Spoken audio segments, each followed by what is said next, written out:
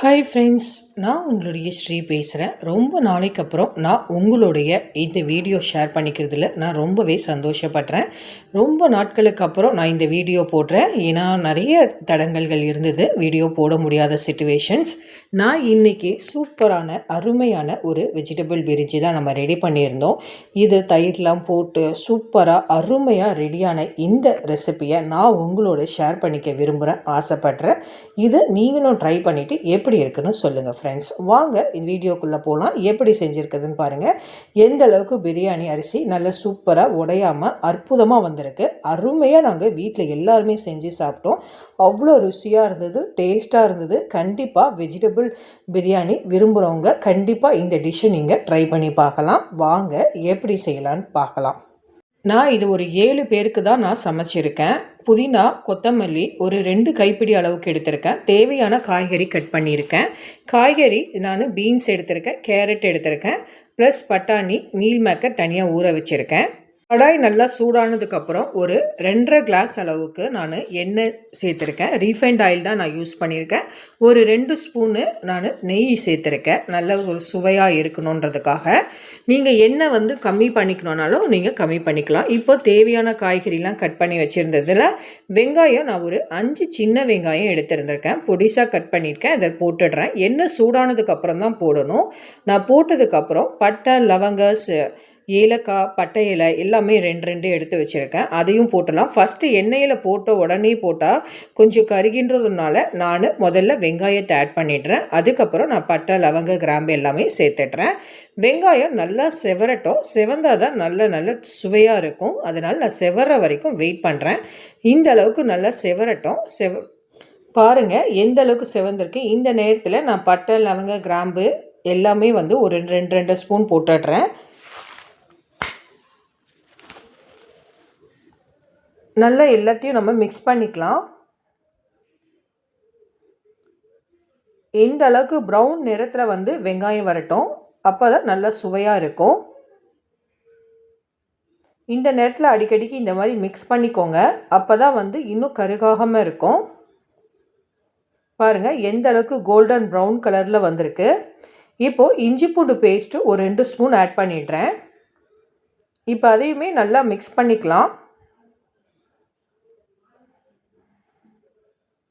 இது வெங்காயம் நல்லா செவறதுக்காக தான் நான் இஞ்சி பூண்டு பேஸ்ட்டு இந்த ஸ்டேஜில் நான் ஆட் பண்ணியிருக்கேன்.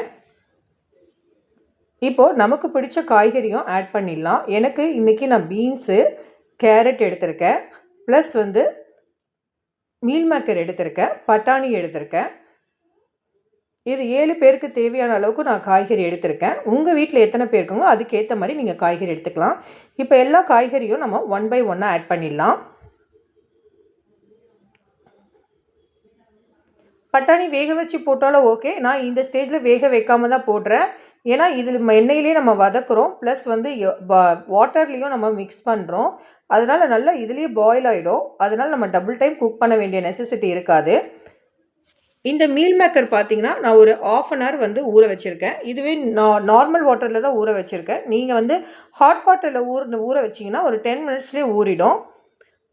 நான் சின்னது பெரிய மீல் மேக்கர் தான் எடுத்திருக்கேன். உங்களுக்கு பெருசு வேணும்னாலும் நீங்கள் பெருசு ஆட் பண்ணிக்கலாம். அது உங்களுடைய விருப்பம்தான். இப்போ எல்லாத்தையும் நல்லா மிக்ஸ் பண்ணிக்கலாம். நான் கொஞ்சம் பொறுமையாக தான் நான் இது பண்ணுறேன். நான் வீடியோ ரொம்ப லென்த்தியாக போகிறதுனால நான் கொஞ்சம் ஸ்பீடாக ஆக்கியிருக்கேன். பட் நீங்கள் கிளறும்பொழுது ரொம்ப கேர்ஃபுல்லாக ஹேண்டில் பண்ணுங்கள். இப்போது தக்காளி நான் கட் பண்ணி வச்சுருக்கேன். தக்காளி கட் பண்ணது ஒரு 3 பெரிய தக்காளி கட் பண்ணதை நான் போட்டுடுறேன். இப்போ எல்லாத்தையும் நல்லா மிக்ஸ் பண்ணிக்கலாம்.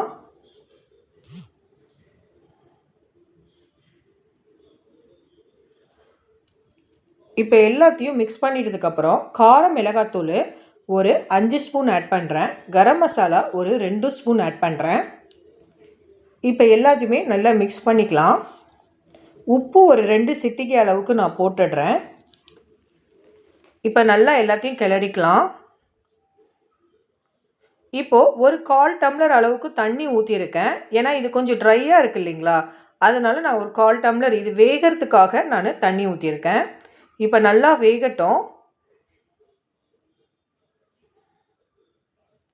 ஒரு 3/4 பாயில் ஒரு 75% வெந்தால் போதும். இந்த காய்கறி வேகிறதுக்கு தேவையான அளவுக்கு நான் உப்பு சேர்த்துருக்கேன்.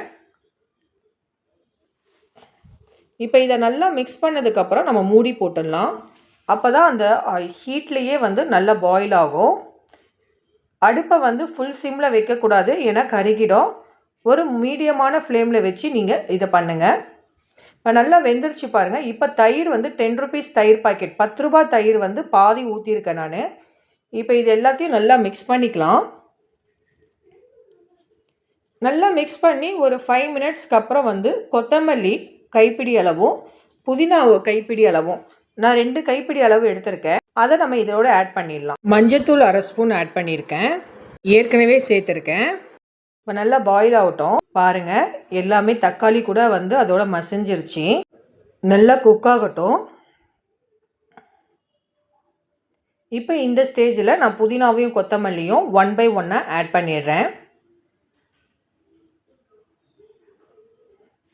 இப்போ இதையும் நல்லா நம்ம மிக்ஸ் பண்ணிடலாம்.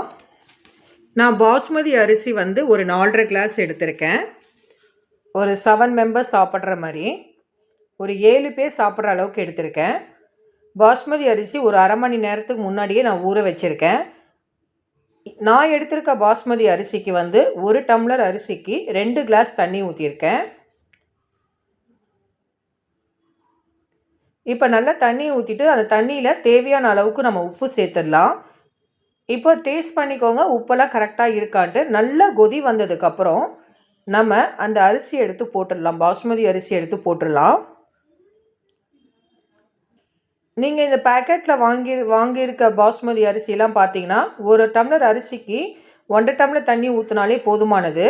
பட் நான் வந்து இங்கே மளிகை கடையில் வாங்கினதுனால நான் 1 டம்ளர் அரிசிக்கு 2 டம்ளர் தண்ணி ஊற்றிருக்கேன். இப்போ நல்லா வேகட்டும். தண்ணி இந்த அளவு இருக்கும் பொழுதே நம்ம உப்பு சேர்த்துடணும். பச்சை மிளகாவும் ஒரு 4 பச்சை மிளகாய் அதுலேயே சேர்த்துருக்கேன். பாருங்கள், முக்கால் பாயில், ஒரு 80% ஆஃப் த மீல்ஸ் வந்து ரெடி ஆகிடுச்சு. அந்த அரிசிலாம் நல்லா வேக வச்சாச்சு. பாருங்கள், அரிசி வந்து நல்லா வெந்துருச்சு. இப்போ நம்ம தம்மில் போட்டுடலாம். கீழே வந்து கடாய் வச்சுக்கோங்க. கடாய் வச்சு அது மேலே இந்த பாத்திரத்தை வச்சிட்டிங்கன்னா அதில் இருக்கிற கொஞ்சம் தண்ணியாவது வந்து நல்லா வந்து ட்ரை ஆகிடும். ஸோ கரெக்டான பதத்துக்கு நமக்கு ரைஸ் வந்து ரெடி ஆகிடும். இப்போ சூப்பரான வெஜிடபிள் பிரிஞ்சி வந்து ரெடி ஆகிடுச்சு பாருங்கள். நான் சைட்லேயே வந்து பச்சடி செஞ்சாச்சு, தயிர் பச்சடி செஞ்சாச்சு. ஸோ அதோடு நம்ம வந்து இதை சர்வ் பண்ணிடலாம் வீட்டில் இருக்கிறவங்களுக்கு. ஸோ ஒரு பிளேட் எடுத்து போட்டாச்சு. வெஜிடபிள் பிரிஞ்சி நல்ல மீல் மேக்கர், பட்டாணி, கேரட், பீன்ஸ் எல்லாமே சூப்பராக குக் ஆகிருக்கு. ரைஸுமே பாருங்கள் உடையாமல் வந்திருக்கு, கரெக்டான பதத்தில் வந்திருக்கு. இப்போ நம்ம தயிர் பச்சடியோடு சேர்ந்து வீட்டில் இருக்கிறவங்களுக்கு சர்வ் பண்ணிடலாம். கண்டிப்பாக நீங்கள் இந்த டிஷ்ஷை ட்ரை பண்ணி பாருங்கள். கண்டிப்பாக டேஸ்ட்டாக இருக்கும். கண்டிப்பாக நீங்களே இதை செஞ்சுட்டு என்கிட்ட கமெண்ட் பண்ணுவீங்க. வேறொரு வீடியோவில் சந்திக்கலாம். பாய். ஷேர் பண்ணுங்க, கமெண்ட் பண்ணுங்க, நம்ம சேனல்ல மறக்காம சப்ஸ்கிரைப் பண்ணுங்க. பாய். See you.